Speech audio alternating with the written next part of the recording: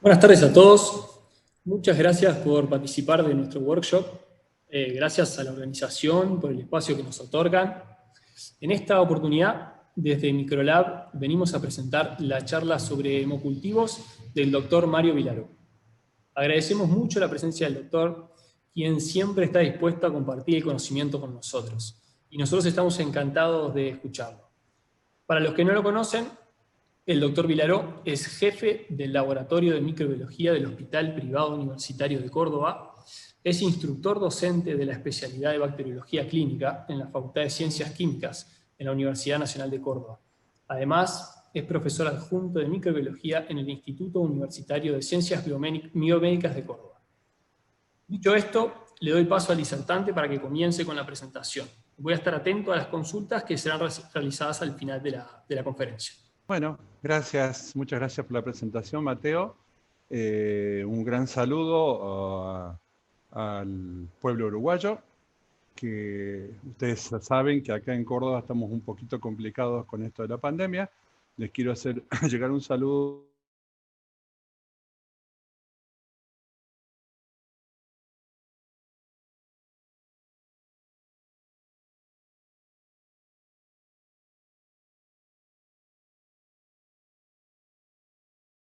Estamos viviendo con una situación, como les decía, un poco complicada.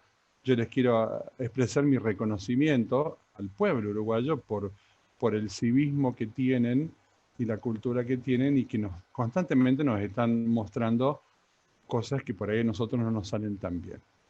Vamos al tema de la presentación. Bueno, la presentación está fundamentada en los hemocultivos, criterios para la toma de muestras, interpretación y jerarquización de los resultados positivos.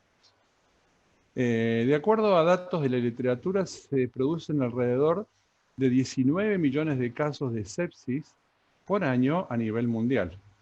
Quiere decir que estadísticamente cada 3 segundos una persona muere por sepsis en alguna parte del mundo. Y después nos preocupamos por las pandemias, ¿no? Fíjense si esto no es una pandemia. Para avanzar en el tema de los hemocultivos, vamos a recordar algunos conceptos útiles que todos los manejamos, pero estaría bueno que los refrescásemos un poco para tenerlos presentes y poder seguir la línea de esta presentación. ¿Qué es una bacteriemia o fungemia? Conceptos básicos. Se refiere solo a la presencia de bacterias u hongos viables en la sangre. ¿Qué quiere decir? Que no necesariamente quiere decir de que la presencia de bacterias u hongos en la sangre estemos ante la presencia de un proceso séptico, porque una bacteriemia puede ser o no significativamente clínica. Hay bacteriemias que se producen en forma espontánea en nuestro cuerpo, la bacteriemia postprandial, o sea, después de comer, algunas bacterias llegan a la sangre, no pasa nada. Pero, ¿qué ocurre? Si nosotros en ese momento, por alguna razón, tomamos un hemocultivo y nos da positivo, nos podemos llegar a confundir. El aislamiento de un microorganismo a partir de un hemocultivo puede ser solo una contaminación de la piel, la presencia transitoria en la sangre debido a la manipulación de una mucosa. Lo más común es las bacteriemias producidas luego de algún tratamiento odontológico, tratamiento de conducto, extracción de muela. Fíjense que cada vez que vamos a hacer un tipo de esos procedimientos, el odontólogo nos prescribe antibióticos porque hay una remoción de toda la flora microbiana que está en las mucosas, y bueno, y eso genera una bacteriemia que es transitoria, que generalmente es resuelta espontáneamente por el cuerpo o ayudada por algún antibiótico. ¿Qué es lo que es una contaminación? Y la contaminación es el aislamiento de un microorganismo en los hemocultivos de un paciente que en realidad no lo tenía en la sangre. ¿De dónde viene la contaminación? Y bueno, puede provenir de la piel, o en menor medida de la tapa del frasco, de los desinfectantes contaminados, o de la mano de la persona que toma la muestra, del extraccionista. Entonces, la contaminación, nosotros tenemos que poder discriminar realmente si el microorganismo que nosotros encontramos en una botella de hemocultivo positivo es un contaminante o es clínicamente significativo, o es una bacteriemia transitoria. Entonces, ese es el desafío nuestro. La contaminación es el principal causante mundial de lo que se llaman pseudobacteriemias, o sea, cuando nosotros en el laboratorio informamos un hemocultivo positivo que implica necesariamente que, o no, pero que muchas veces que el médico le instaure un tratamiento al paciente y resulta que no estaba infectado, que era un problema metodológico nuestro y estamos generando la pseudobacteriemia o falsas bacteriemias que implican que se implementa un tratamiento médico a una persona que no lo necesitaba.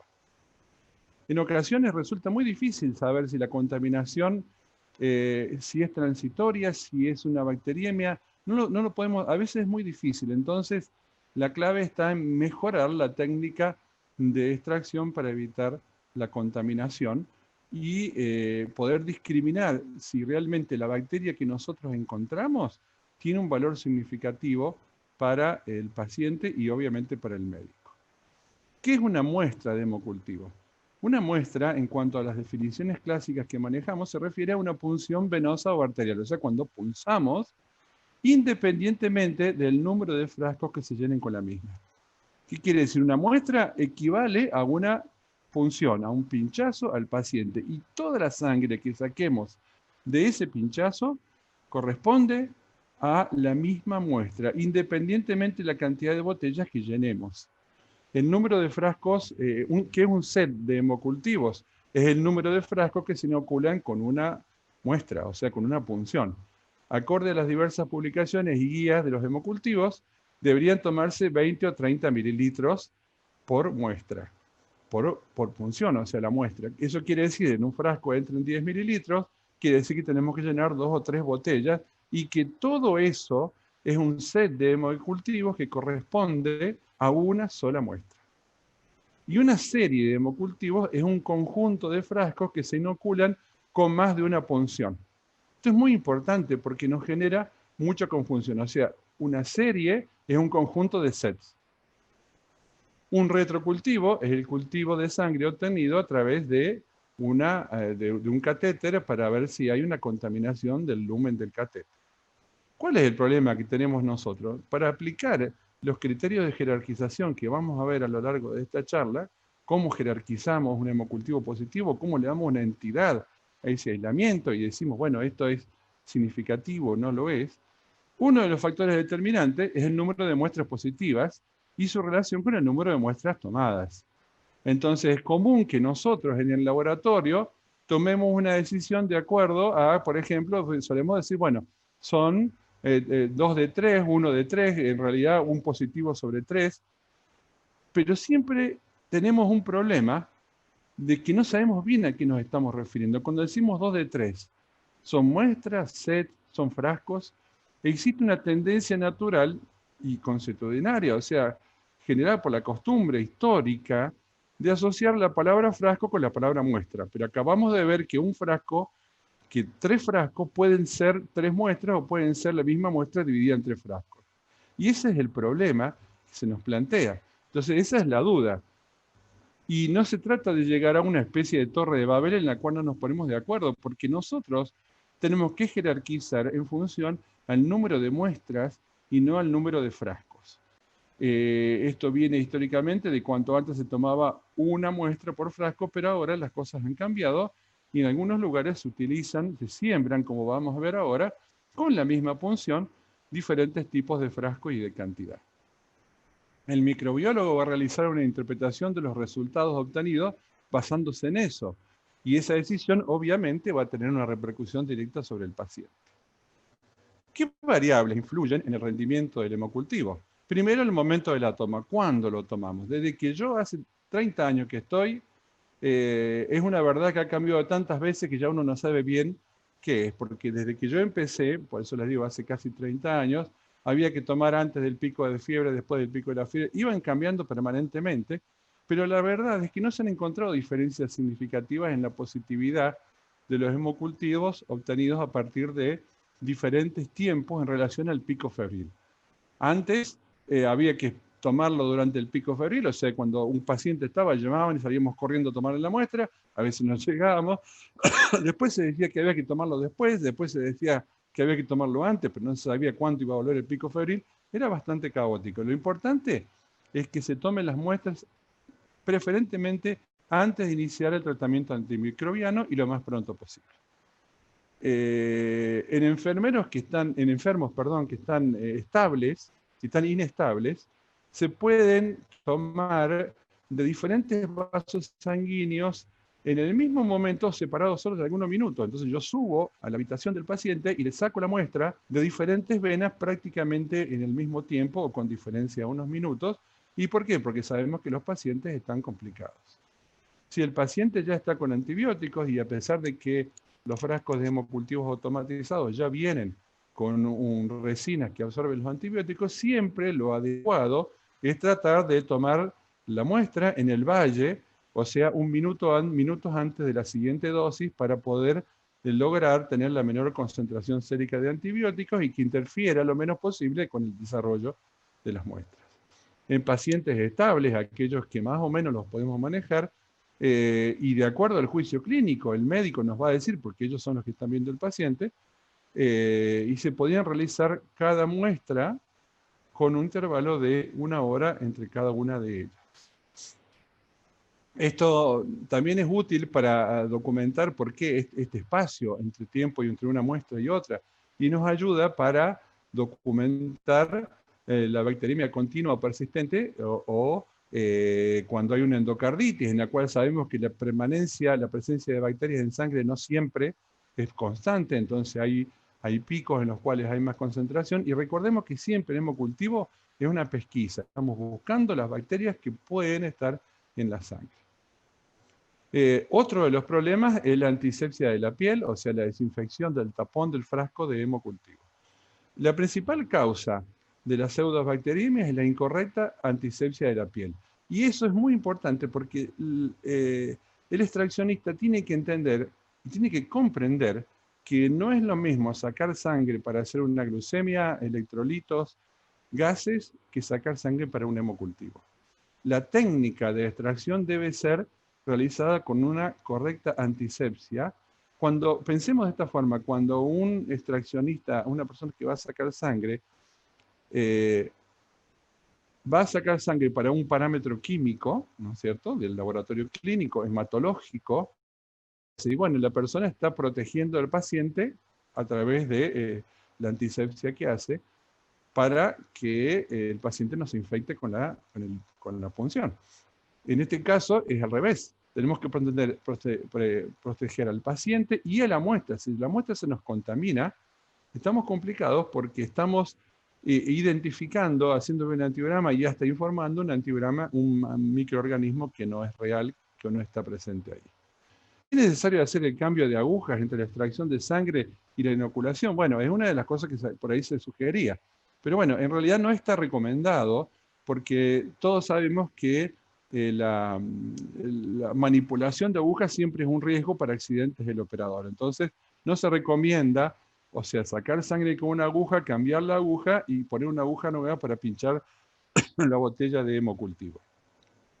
Afortunadamente existen los sistemas automatizados, los sistemas de inoculación directa del frasco, perdón, que son estos sistemas tipo Vacutainer, hay otras marcas también en el mercado, en el cual uno fíjense, con este sistema, con la misma punción y con el mismo sistema se puede cambiar e inocular varios frascos al mismo tiempo, cosa de completar el volumen que estamos deseando con la misma punción.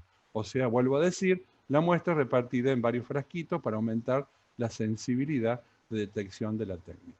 Esto funciona muy bien y disminuye notablemente las contaminaciones. ¿Cuál es el sitio de la toma? ¿De qué lugar se toma? Bueno, no hay diferencia en el rendimiento de cultivo de sangre obtenida de venas en comparación de las muestras a arteriales. O sea, antes nos decían, bueno, arterial, había todo un mito con respecto a esto, y le estoy hablando de hace muchos años. En realidad no se ha demostrado que haya una diferencia significativa entre tomar sangre venosa arterial o de tal o cual vena. Y fundamentalmente la toma de muestra a través del catéter no se debe realizar, a veces mucho más fácil porque manipular un catéter, en realidad a los médicos no les gusta mucho que les estén manipulando los catéteres de los pacientes porque generalmente son catéteres o permanentes o semipermanentes, pacientes con tratamientos prolongados, oncológicos u otro tipo de tratamientos en los cuales hay que cuidar el catéter porque es muy valioso. y es muy importante que no se contamine. La única vez que nosotros podemos tomar un hemocultivo aspirando a partir del catéter es justamente para tratar de determinar si hay una bacteriemia o una infección relacionada a catéter, que es un evento no menor en la medicina, porque implica que si tengo un catéter contaminado, casi que voy a tener que reemplazarlo con todo lo que ello implica, y si el catéter es un catéter permanente o semipermanente, y realmente estamos en un problema porque implica necesariamente un procedimiento quirúrgico para el reemplazo de ese catéter. Entonces, y es más, los retrocultivos es preferible que lo tomen los médicos y no nosotros, porque ellos están entrenados en la manipulación de estos catéteres, que son un dispositivo bastante delicado, el cual tienen que cuidarlo y evitar que se contamine. ¿Cuál es el volumen de sangre? ¿Cuánta sangre? Otro tema que siempre se ha discutido. Es el factor que más afecta la sensibilidad, ¿no es cierto? ¿Qué quiere decir? Mientras más sangre estudiemos, más posibilidades tenemos de recuperar los microorganismos viables. Sabemos que por punción el mínimo es 10 mililitros, aunque lo esperable o lo deseable es que sean entre 20 o 30, como acabamos de decir.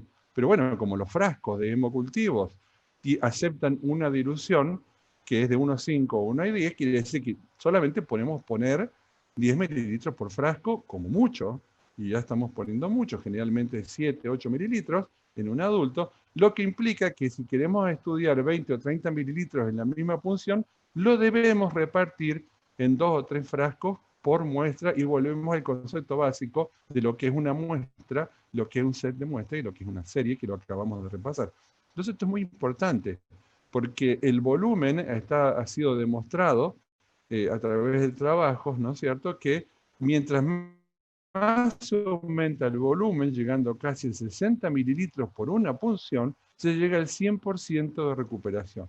Y usted dice 60 mililitros y es un montón de sangre, implica 6 botellas inoculadas con la misma punción, o sea, con el mismo pinchazo de sangre. Fíjense que eso lo hacen en algunos lugares, en estas latitudes de nuestros países. Suena como medio exagerado, pero en realidad la literatura ha demostrado que sacando 60 mililitros se llega al 100% recuperación de bacterias viables en la sangre. Aunque en los pacientes pediátricos es otro tema, no se ha estandarizado, los frascos generalmente tienen 1 a 3 mililitros, ¿no es cierto? Es necesario tener en cuenta el peso y la volemia del paciente. Hay recomendaciones en las cuales se tiene en cuenta el peso, sobre todo de los bebés o de los niños, pero fundamentalmente de los bebés, el cálculo de la volemia y sobre todo el número de muestras y el volumen de cada muestra que hay que estudiar. Porque en eso, en un neonato problemático, los pediatras se ven entre la disyuntiva de hacer un hemocultivo para ver si está infectado el bebé y quedarse sin sangre, porque para un pediátrico sacarle 5 mililitros de sangre es un montón. El número de muestras. Una muestra de hemocultivo casi nunca es suficiente para documentar una bacteriemia. Sacar una muestra no sirve porque no tenemos con qué comparar. 2 muestras son necesarias cuando la probabilidad de bacteriemia es baja, o sea, una neumonía, una infección urinaria, ¿no es cierto? Y 3 muestras son necesarias cuando la probabilidad de bacteriemia es alta, porque ahí tenemos para comparar. Recuerden que sacamos 3 muestras y vamos a comparar cuántas muestras nos dieron positivas sobre el total que sacamos. 4 muestras es cuando la probabilidad de bacteriemia es alta y además el agente etiológico puede formar parte de los microorganismos de la piel. Entonces ahí tenemos que jugar con el número de muestras y ver qué hacer para ver cómo hacemos para poder jerarquizar correctamente, como vamos a ver ahora en un ratito.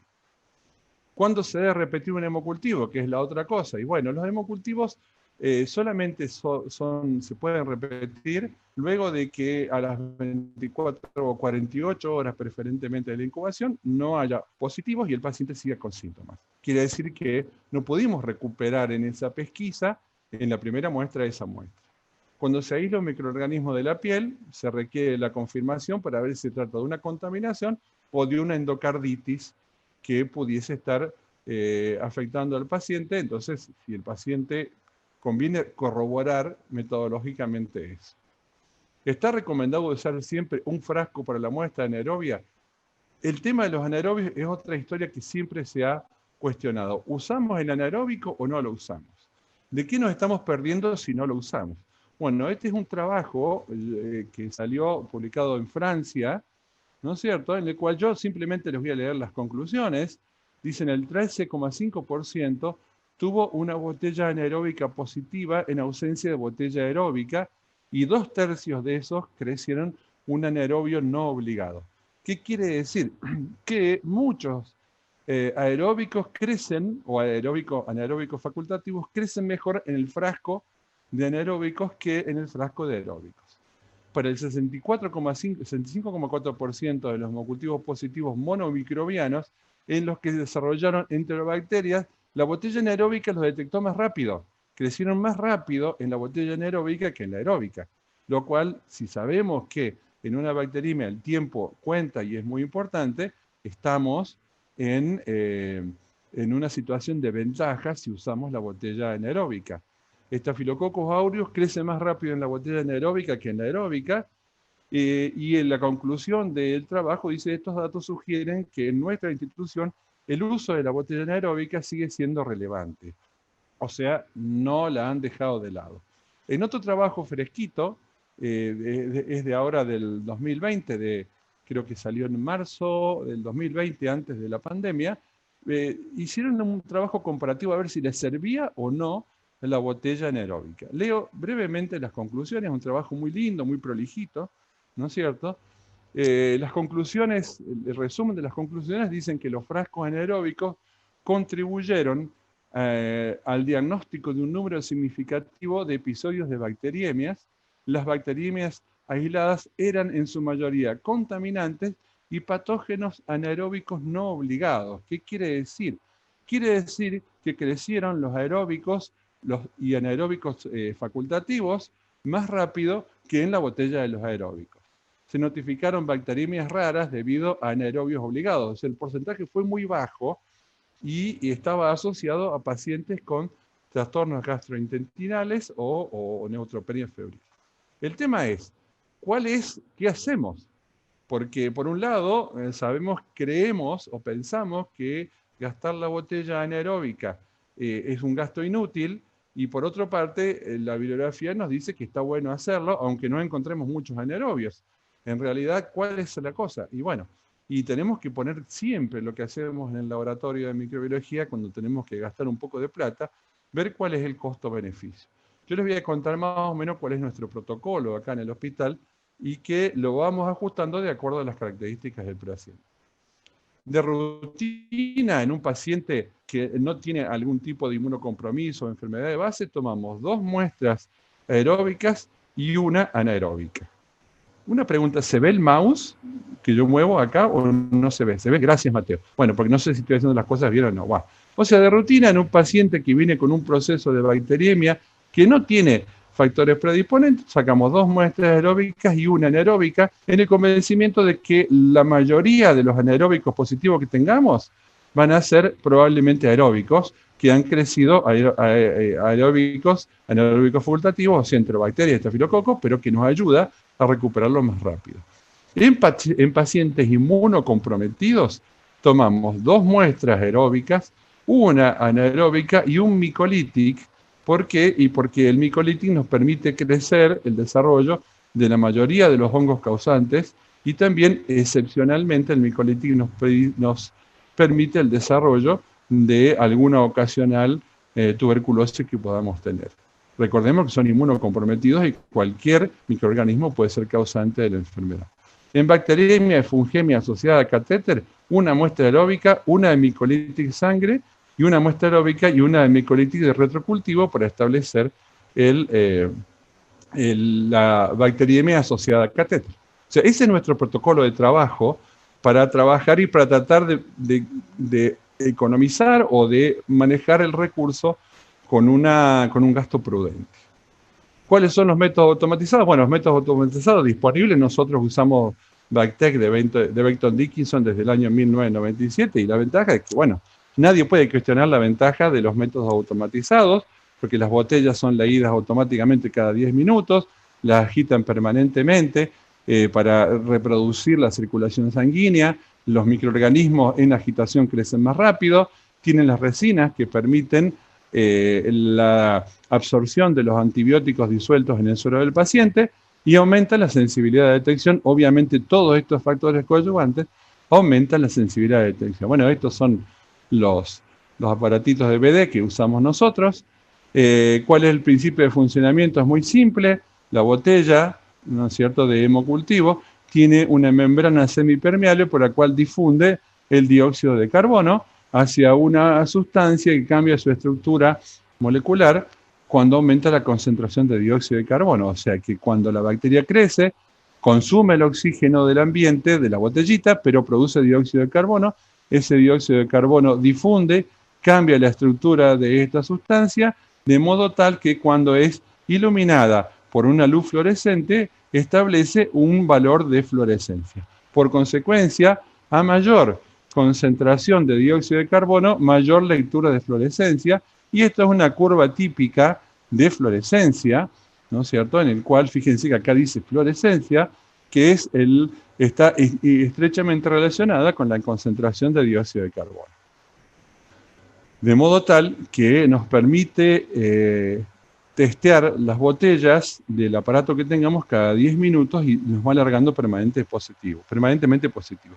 Otra gran ventaja que presentan los métodos automatizados es la posibilidad de realizar el diagnóstico de la bacteriemia relacionada con catéter, como decíamos recién, a través de un retrocultivo, y sabemos que una diferencia de 120 minutos, mayor de 120 minutos, excluye la bacteriemia asociada al catéter.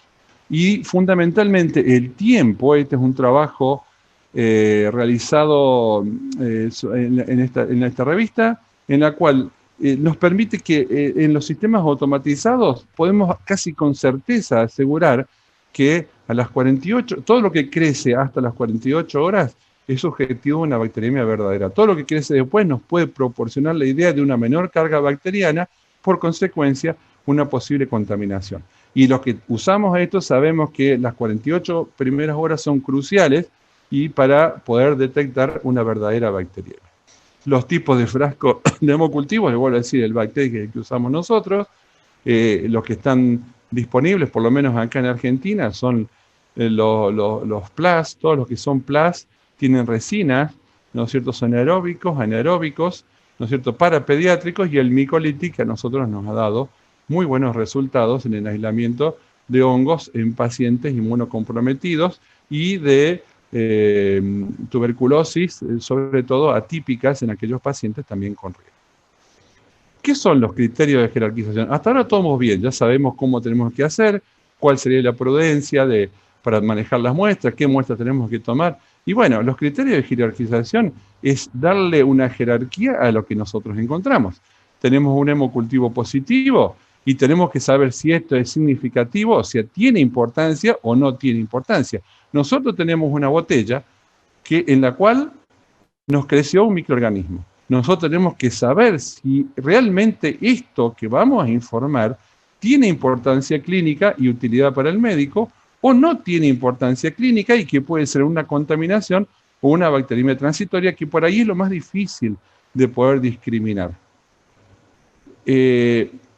Para jerarquizar los hemocultivos es un trabajo que es fuera del aparato en sí mismo. Tenemos que tener en cuenta el cuadro clínico del paciente, saber qué grupo de riesgo tiene, si tiene dispositivos protésicos como válvulas, catéteres, marcapasos, si son neutropénicos, si es un neonato. O sea, tenemos que saber cuál es el estado clínico del paciente, porque nos está dando el riesgo que tiene ese paciente de tener una bacteriemia. Después, comparar el número de hemocultivos positivos en relación al número de muestras recolectadas, que es lo que hablábamos recién, 2 de 3, 1 de 3, que normalmente eso lo hacemos habitualmente, y finalmente la identificación del aislado. Todos esos factores juntos son los que ayudan a que nosotros establezcamos una jerarquía y le digamos, esto es significativo o esto no es significativo. El resultado final que el laboratorio informa a partir de un hemocultivo positivo, basándose no solo en el hallazgo microbiológico, sino también en el análisis de una serie epidemiológica de datos y clínicos del paciente. Entonces tenemos que juntar todo.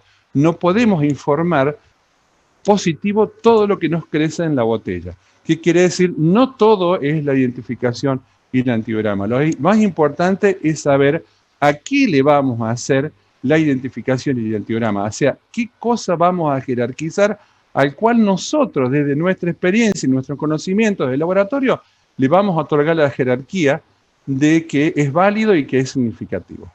¿Cuáles son los factores predisponentes para desencadenar una bacteriemia? Y bueno, obviamente, la enfermedad de base del paciente, maniobras terapéuticas, como dijimos recién, cirugías, colocación de catéteres, tratamientos odontológicos, la medicación concomitante, que son inmunocomprometoras, que generan un compromiso inmune, los corticoides, la droga y sobre todo la edad. Ahora está todo esto es equivalente a lo que estamos manejando con el caso de riesgo de COVID. Bueno, es lo mismo, tenemos que saber eso del paciente. ¿Qué importancia tiene para el microbiólogo conocer el diagnóstico presuntivo y la enfermedad de base? Y obviamente tenemos que saber, en base a eso, si es una bacteriemia primaria o de origen desconocida, o es secundaria a otro proceso infeccioso. Entonces, para eso tenemos que saber que ese paciente, que seguramente le hemos estudiado otra muestra, una orina, una secreción respiratoria o algo, tenía otra infección y que probablemente desencadene una bacteriemia asociada a eso. Entonces, tenemos que saber eso. Acorde al lugar de la adquisición, o sea, si el paciente es de la comunidad, si está internado, si está asociado a los cuidados de la salud, si está en un geriátrico, si está haciendo hemodiálisis, sabemos que son cosas diferentes y que determinan perfiles de microorganismos diferentes. Y finalmente, la identificación del aislamiento, que es lo que nos da más información con respecto. Con respecto a la identificación del aislamiento, se pueden considerar 4 categorías. El grupo A, que son aquellos microorganismos que nunca van a ser contaminantes o que no nos tenemos que considerar como contaminantes y que siempre tenemos que tenerlos en cuenta. Y ahí tenemos la listita: Brucella, Mycobacterium, Histoplasma capsulatum, Coccidioides. Sabemos que estos microorganismos, siempre que los encontramos, son significativos. También hay dentro del mismo grupo aquellos que pueden formar parte de la flora transitoria, pero que generalmente nadie va a obviar un neumococo o un hemófilos o una Neisseria meningitidis en un hemocultivo. Este es el grupo más fácil de jerarquizar porque es en el cual rara vez estos microorganismos son contaminantes. El grupo B es aquellos que tienen baja posibilidad de ser contaminantes, como los estafilococos y los estreptococos, las pseudomonas. Sabemos que son patógenos, que producen patologías, pero que rara vez lo podemos encontrar como contaminación de la piel. Por eso se habla de un porcentaje menor del 10%. El grupo C es el más difícil, porque es el que más o menos mitad y mitad. Un Streptococcus viridum puede ser un contaminante, una biotrofia también, una granulicatela también, pero también puede ser un patógeno. Entonces, por ahí se nos genera un poco de confusión. Y para eso tenemos que retrotraernos a la otra información, o sea, factores predisponentes, estado clínico del paciente. Eso nos ayuda para comparar, junto con la identificación y el número de muestras, qué tipo de categoría lo vamos a incluir, y finalmente la categoría D, en la cual la mayoría son contaminantes, los coagulasa negativos, los Propionibacterium acnes, los micrococcus que viven en la piel y que sabemos que nos pueden contaminar. Entonces, nosotros tenemos que unir todos los factores al mismo tiempo para interpretar esto. ¿Qué es una bacteriemia o fungemia significativa? O sea, cuando nosotros informamos aislamientos de microorganismos que son considerados patógenos siempre, como los del grupo A, o los del grupo B, que están dentro de las primeras 48 horas. Cuando hablamos de 48 horas, estamos hablando de que la velocidad de crecimiento o de desarrollo está íntimamente relacionada con la carga bacteriana.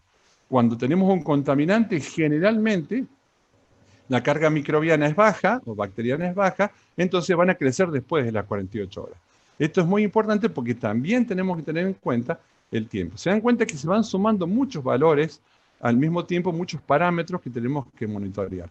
También podemos informar un desconocido o dudoso, que lo podemos informar, o sea, los microorganismos del grupo B o D, en el cual está estrechamente relacionado con todos los otros datos, y generalmente lo podemos informar con un mensaje que diga: miren, hay que evaluarlo dentro del contexto clínico. No podemos descartar un estreptococo que aparece en la sangre.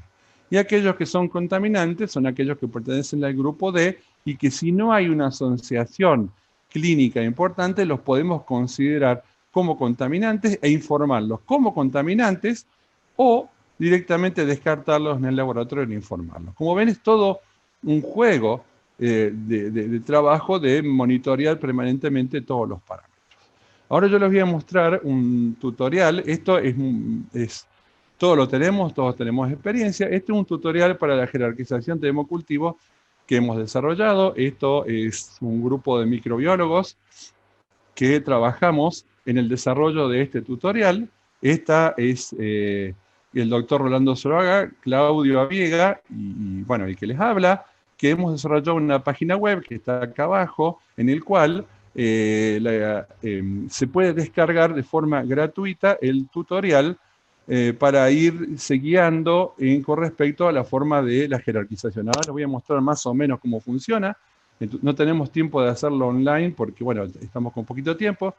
Simplemente entran a la página, lo descargan gratuito. Ese tutorial también yo se los he cedido a la gente de Microlab, o sea que ellos también lo tienen disponible. Se lo pueden pedir a ellos, eso lo ven ustedes. Si entran a nuestra página, simplemente van al botón donde dice descargas y donde dice para descargar haga aquí y automáticamente se descarga. Es gratis, aprovechen que es algo que no cuesta nada, cosa rara por lo menos en estos momentos. Aparte del aire, este tutorial creo que son las pocas cosas gratis y sin impuestos que están quedando por lo menos en este país, así que bueno, aprovechen si quieren usarlo, es muy bueno para entrenarse, es muy bueno para hacer educación para los estudiantes y nos ayuda bastante. ¿Cómo funciona? Bueno, esta es la página de presentación de este tutorial, que lo van a descargar ustedes, que estaba asociado con el libro que publicamos oportunamente sobre hemocultivos, cómo ustedes entran y van a encontrar, fíjense, los diferentes grupos. Ustedes van a decir, bueno, yo tengo este microorganismo, esta es la identificación, y estos son los diferentes grupos. Bueno, simplemente se posicionan en el grupo, les dice a cuál pertenece ese grupo, y les va a preguntar, bueno, a ver, tiene una muestra de 2, una de 3, 2 de 2, y automáticamente ustedes los va guiando hasta la conclusión, en la cual aparecen la conclusión y todos los comentarios que ustedes que ayudan a jerarquizar la muestra. Les vuelvo a decir, esto es gratis, aprovechen porque estamos de oferta, no cuesta nada y lo pueden disponer ustedes tanto en nuestra página o pedírselo a la gente de Microlab, que ellos ya lo tienen disponible. Bien, para finalizar, estamos justitos con el tiempo. ¿Qué somos? Microbiólogos y formadores de bichos. Esa es la gran diferencia que yo siempre hace años que vengo insistiendo. Si nosotros informamos todo lo que nos crece en los cultivos, nos estamos equivocando porque somos informadores de bichos.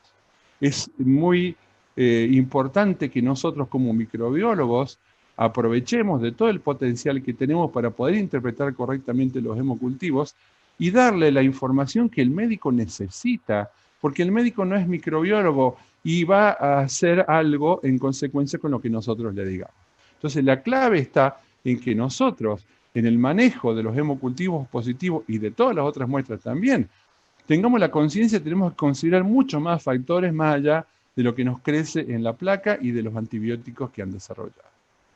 Y finalmente, los que me conocen saben que yo siempre termino mis charlas con el hombre de Vitruvio, de Leonardo da Vinci, en el cual es un dibujo hecho, ¿se acuerdan? Conocido por la famosa película de Leonardo da Vinci, ¿no es cierto?, en la cual había una serie de asesinatos. Bueno, el hombre de Vitruvio lo tomo como ejemplo porque habla sobre el equilibrio y las proporciones. Y el hombre de Vitruvio, yo siempre lo tomo como ejemplo desde el laboratorio. Nosotros vemos un pedacito del paciente. Ese pedacito vemos del paciente, que es la muestra, la orina, la sangre, el líquido, la punción, lo que nos llegó, es eso, pero desconocemos el resto. Y bueno, esto es lo que nosotros aportamos para que el resto del paciente se pueda mejorar. Pero no nos tenemos que olvidar nunca que nosotros estamos viendo solamente una muestra que representa la totalidad de un paciente y que siempre es el médico el que va a utilizar esto para tratar de recomponer todo lo otro. Y bueno, finalmente estoy justo con el tiempo, como me dijeron, me porté bien, porque ya me habían retado antes de empezar para que no me pase el tiempo, ya venía retado de antes, ¿no es cierto? Me quiero despedir de ustedes con un saludito desde esta Córdoba. Esta es la foto de mi casa en invierno, fue en el 2007 de la Gran Nevada, y bueno, acá vivo yo, y en invierno a veces nieva, y hace varios años que no nieva, pero nos morimos de frío lo mismo. Yo les quiero agradecer, los quiero saludar, agradecer a la gente de Microlag por haberme invitado a participar, a ustedes por la presencia, estoy disponible para las preguntas, y gracias al equipo técnico del Congreso que me ha ayudado bastante dentro de mi ignorancia digital, que me han guiado un ratito antes para que yo pudiera estar bien. Bueno, quedo a disposición de ustedes, no sé, Mateo, si hay preguntas, y escucho. Sí, Mario. Bueno, agradecerte nuevamente, porque en toda esta coyuntura más que compleja que te toca a ti pasar en Córdoba y a nosotros y a todo el mundo, lamentablemente, te has tomado el tiempo de tan Sí, amablemente. lo estuvimos hablando antes en la previa. Y Sí, tal estamos cual, complicados. explicarnos esto y compartir tu conocimiento. Voy a leer algunas preguntas que me han hecho llegar. Dale. Florencia pregunta, por ejemplo, ¿considera importante informar el volumen de sangre para cada frasco de hemocultivo en los informes? Si informar el volumen, ¿me lo podés repetir? Porque se cortó justo, Mateo. Sí, si considera importante informar el volumen de sangre para cada frasco de hemocultivo en los No, informes. no para cada frasco. Yo, si pudiese constatar que tengo un déficit de volumen, ¿no es cierto? Sí, es importante porque nosotros no estamos haciendo las cosas bien. Es decir, el extraccionista no está tomando el volumen deseado de la muestra. Si bien es cierto, existen métodos para medir el volumen, como sea pesarlos, medirlos, o algunos métodos informáticos, ¿no es cierto? Yo lo que más me preocuparía es que si yo constato, no tanto hacia el médico, que si no yo constato que estoy haciendo las cosas mal porque no tengo el volumen requerido, tengo que corregirlo yo, ¿no es cierto? Al médico el volumen en sí mismo podría llegar a ser en algún caso puntual, pero si nosotros tenemos un equipo de extracción de sangre, lo que tenemos que tener en cuenta a la hora de medir el volumen es que estamos trabajando con un volumen insuficiente, que es lo que suele suceder, y en algunos casos extremos, ¿qué puede suceder? Bueno, podemos decir, mira, esta muestra fue negativa, pero vimos que el volumen no era el adecuado, pero eso tenemos que necesariamente recuperar, tomar otra nueva muestra cuando nosotros verificamos que el volumen no es el adecuado, porque obviamente la muestra no va a ser significativa. Pero para mí el volumen de sangre me sirve para saber que yo estoy haciendo las cosas mal o mi equipo las está haciendo mal. Bien, perfecto, muchas gracias. Otra pregunta de Bruno. Hablando del momento de la extracción, ¿qué dice de una toma postprandial? ¿Se dejaría pasar algún tiempo para la extracción? Bueno, sabemos que las bacteriemias postprandiales y sería adecuado, por lo menos, si el paciente lo permite. Recordemos siempre que clínicamente nosotros por ahí no lo vemos al paciente, podemos sugerir algo, pero a lo mejor el paciente no puede esperar antes de empezar un tratamiento con antibióticos. Entonces, ¿qué ocurre? Y bueno, entonces si las bacteriemias postprandiales existen, están necesariamente en baja carga, o sea que una de las cosas que nosotros vamos a tener en cuenta ante la posibilidad de que le hayamos tenido que tomar la muestra al paciente postprandial porque no tuvimos más remedio, ¿no es cierto? Porque vino en una urgencia o algo por el estilo, tenemos que tener en cuenta sobre todo el tiempo de positivización. Si el tiempo de positivización de esa muestra es por las 48, 72 horas, estamos hablando, como decía recién, de una posible carga microbiana baja y que podría estar asociada a una bacteriemia postprandial. Las bacteriemias transitorias, estas generalmente tienen carga bacteriana y lo pescamos justo al bicho. No sé si me explico. Lo agarramos justo y bueno, pero eso va a estar asociado necesariamente con el tiempo de positivización. Si yo tengo dentro de las 48 horas positivo, realmente es muy poco probable que estemos enganchando una de estas bacteriemias transitorias, ¿no es cierto? A ver, nosotros hemos tenido casos muy puntuales, sobre todo en los neumococos, que han crecido en 2 horas de incubación. O sea, ¿qué quiere decir? Que estamos dando de una velocidad de reproducción alta y de una carga vital alta. O sea que ahí no hay dudas, ¿no es cierto? Y en algunos casos muy puntuales hemos tenido casos que decir, es una cosa impresionante lo rápido que crecen. En cambio, siempre que uno tenga un hemocultivo que crece al tercer día, al cuarto día, ya uno tiene que pensar a manejarlo de acuerdo a los otros criterios, decir, para esto estamos hablando necesariamente de una carga microbiana baja y ahí empezamos a jugar con los otros valores. Buenísimo. Y la última, para cerrar, de Fernanda, si se podría realizar la identificación y antibiograma desde la botella de leche. ¿Me lo puedes repetir? Se me cortó todo, Mateo. ¿Se podría realizar sí, la identificación y el antibiograma sí, de la botella de hemocultivo? Sí, sí, se puede hacer. Hay protocolos ya que han demostrado que, sobre todo, nosotros lo podemos hacer. El antibiograma se puede hacer tanto en el automatizado como en el manual, se puede hacer estableciendo un protocolo que están en muchas publicaciones, se puede consultar perfectamente. Son protocolos relativamente simples de lavado de la muestra. Nosotros, en nuestro laboratorio, como tenemos MALDI-TOF, la identificación la hacemos directamente desde la botella positiva con el protocolo de extracción de MALDI-TOF, que en 5 minutos tenemos la identificación, pero para los que no tienen MALDI-TOF, el antibiograma anda bastante bien luego de los protocolos, que hay que hacer una centrifugación, lavado, sacar, hay que hacer todo un proceso de eliminar los hematíes del medio de cultivo, pero se puede hacer. Hay muchas publicaciones que hablan por lo menos que tanto con el Fénix como con el VITEC, esta metodología, de acuerdo al protocolo de trabajo, se puede hacer y anda con un rango de fiabilidad bastante razonable, con una especificidad que supera el 80-85%, que no es poca cosa en un caso de una sepsis o una bacteriemia. Buenísimo. Muchas gracias, muy amable. Para el bueno, que a todos. del software del sistema de jerarquización de hemocultivos, se lo hacemos llegar en un pendrive. Sí, bueno, eso ya saben, la opción está, yo se las dije de la página web nuestra, ustedes lo manejan.